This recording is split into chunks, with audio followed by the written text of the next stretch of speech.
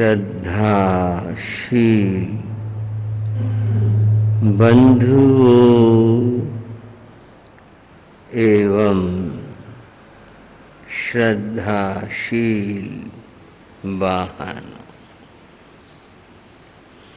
दीपावली का पावन अवसर है। भारत में दीपावली को सबसे बड़ा त्योहार या पर्व माना जाता है। लेना देना, खरीदना बेचना, ये सब कार्य होते हैं। बाजार सस्ते हैं, खाना पीना सब चलता है। यह दीपावली का एक पक्ष है जिसको दुनियावी या सांसारिक पक्ष कहे। दूसरा पक्ष है धार्मिक, आध्यात्मिक। दीपावली का स्मरण होते ही हमारे सर झुक जाते हैं। हम एक भावलोक में खो जाते हैं।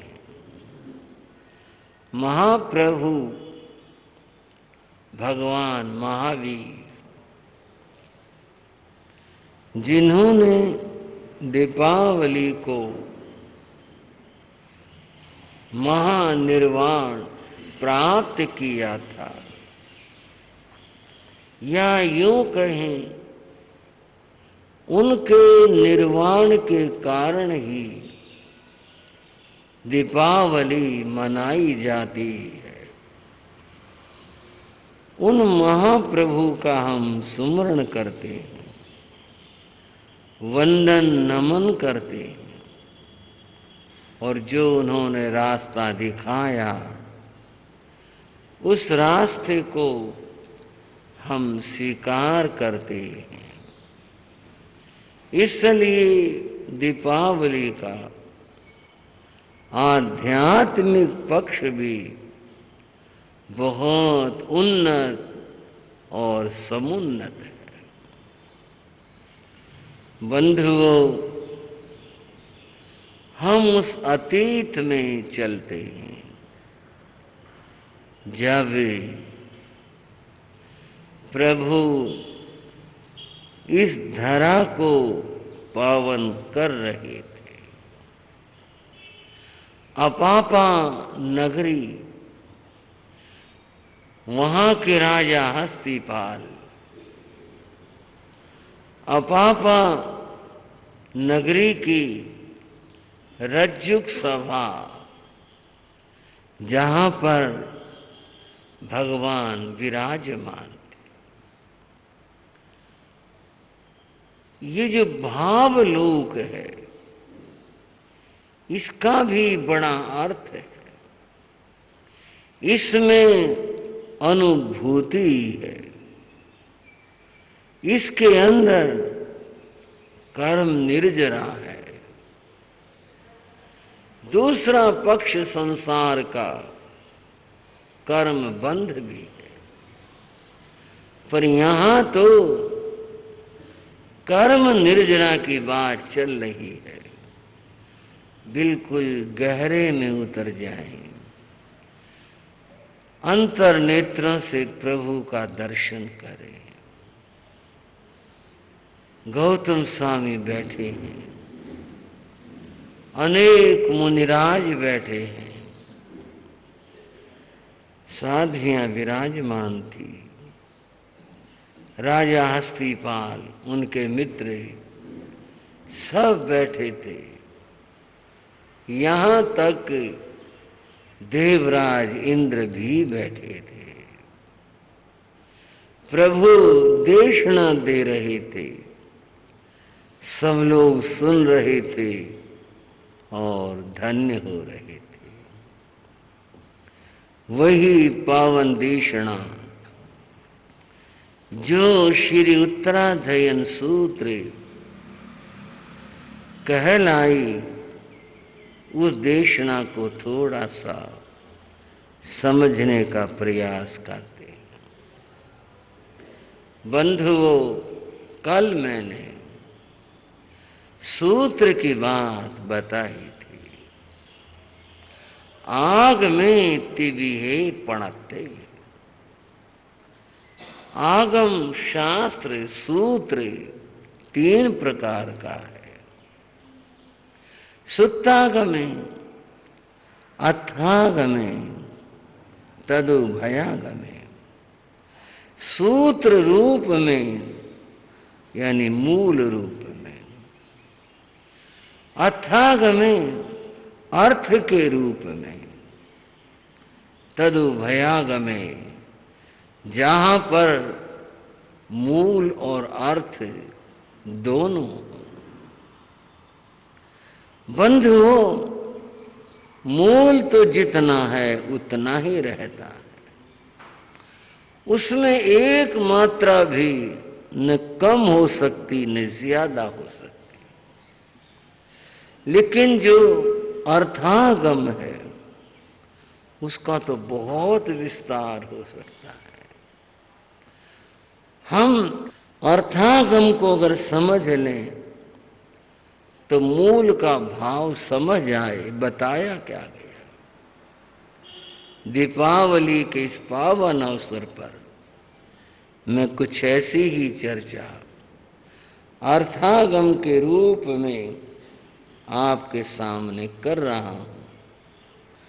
कल आपने पहले अध्ययन को सुना, कितनी बातें आई उसमें। मैंने सुझाव दिया था जो आपको पसंद आए उसे लिख लिया जाए और भी अच्छा है। आज दूसरे अध्याय की चर्चा करते हैं। इसका नाम है परिशः प्रविभक्ति, परिशः पविभक्ति, जिसमें परिशहों का जिक्र है।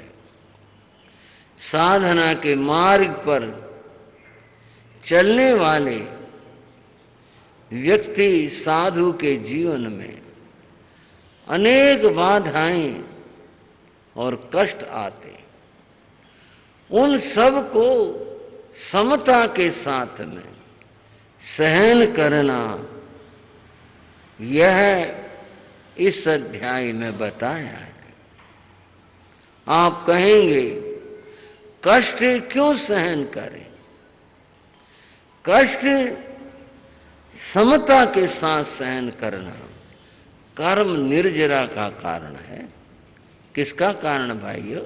समता से सहन करेंगे कर्म निर्जरा को। विषमता, क्रोध का भाव, द्वेष का भाव आए तो कर्म बंद होता है। परिशः कर्म निर्जरा का हेतु होता है। और परिचय की बात क्या है, इसको मैं आपको समझाता हूं। यथा चतुर्भि कनकम परीक्षते। संसार में जो अच्छी चीजें होती हैं उनकी ही परीक्षा होती है, हर चीज की कोई परीक्षा नहीं होती। यथा चतुर्भि कनकम परीक्षते। सोने की 4 तरह से परीक्षा ली जाती है। सोने की किस तरह से? निघर्ष, छेद, ताप, ताड़नाई। बाजार में सोना आया बिकने के लिए, सोने के नाम से ऐसे कोई नहीं ले लेता। उसकी परीक्षा ली जाती है कि भाई ये कैसा है। सबसे पहले परीक्षा लेते हैं, निखर्ष कसौटी के ऊपर, एक पत्थर के ऊपर उसको रगड़ करके देखते हैं। देखा, उससे जो रंग आया, जो रेखाएं आई, वो ठीक हैं तो कहेंगे भी सोना ठीक है। पहली परीक्षा निखर्ष रगड़ करके होती है। पर दुनिया बड़ी चालाक है, ऊपर तो ठीक से पतरा लगा दिया, अंदर पता नहीं क्या है। ऊपर से तो रेखाएं ठीक आ गई, रंग ठीक आ गया, अंदर का क्या पता, भीतर क्या है, छेद। लोग भी पूरी परीक्षा लेते हैं, उसमें छेद करके देखते हैं अंदर से क्या निकला, भीतर से क्या निकला। छेद करने के बाद जो द्रव्य निकला, देखा, वहां से पता चला कि भीतर भी सोना ठीक है। ये मात्र एक पतरा चढ़ाया हुआ नहीं है, ये ठोस है और भीतर भी ठीक है। तो दूसरी परीक्षा हुई, छेद करके देखा गया। तीसरी परीक्षा हुई, ताप, उसको तपाया गया, गलाया गया। उस तपाने से, गलाने से उसके सारे जितने भी अवयव हिस्से थे सब तपे और पता चला कि छेद ही नहीं, बाकी सब भी ठीक है। कई बार ऐसा होता है कि वहां तो ठीक निकला, दाएं बाएं इधर उधर पता नहीं क्या छिपा रखा हो। दुनिया चालाक है, पता नहीं क्या रच दे। तपाया गया तो पता चला कि भी ठीक। और फिर ताड़ नहीं, उसको पीटा जाता है। कैसी आवाज आ रही है, कैसा सोना है। इस तरह से 4 तरीकों से सोने की परीक्षा होती है। मनुष्य की भी परीक्षा होती है। मनुष्य की परीक्षा उसके ज्ञान से होती है, उसके शील सदाचार से होती है, आचरण से होती है। ये सब मनुष्य की परीक्षाएं हैं। इनके द्वारा जाना जाता है ये व्यक्ति कैसा है, गंभीर है, समझदार है, किस स्थिति का है, तब पता चलता है। बात है साधु की। साधु तो बड़ा महान होता है, पूजनीय होता है। उससे तो हम आदर्श की अपेक्षा करते हैं कि ये जो भी कहेगा, बोलेगा, करेगा, वो सब आदर्श होगा। इसलिए साधु महान और पूजनीय होता है। उस साधु के बारे में भगवान ने कहा उसकी भी परीक्षा होती है। आप परीक्षा लें ऐसा नहीं। कितनी बातें प्रकृति से होती है, कितनी बातें पर प्राणियों से होती है, कितनी बातें अपने कर्मों पे से होती है। इन सारी स्थितियों में साधु अपनी साधना में कितना स्थिर रहा, कितना उसके जीवन में ठहराव है, बस यहां से देखा जाता है। और देखना ही नहीं, यही है उसकी कर्म निर्जा के कारण और हेतु। बंधुओं, 22 परिचय बताए गए। कितने भाइयों? परिसहन पवे भक्ति काशीर्ण पवेया। उन महाप्रभु काश्यप भगवान महावीर ने उन परिचयों को बताया। तंबे उदा हरि स्वामी आणु पूव्यं सुने हमें।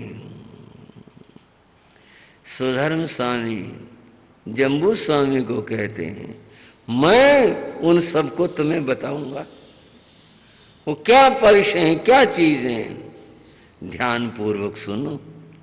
और ये बात मैं आपसे भी कह रहा हूं, आप भी ध्यान पूर्वक सुनो कि वो क्या चीज बताई जिससे व्यक्ति की परीक्षा होती है। वो क्या चीज? बंधुओं, यूं तो एक एक चर्चा, एक एक प्रवचन क्या बहुत लंबी होती है, पर हम तो बस थोड़ा थोड़ा आनंद ले रहे हैं, तभी तो कुछ कह पाएंगे इन सीमित से दिनों के अंदर। बंधुओं, पहला परिचय कहा? भूख का।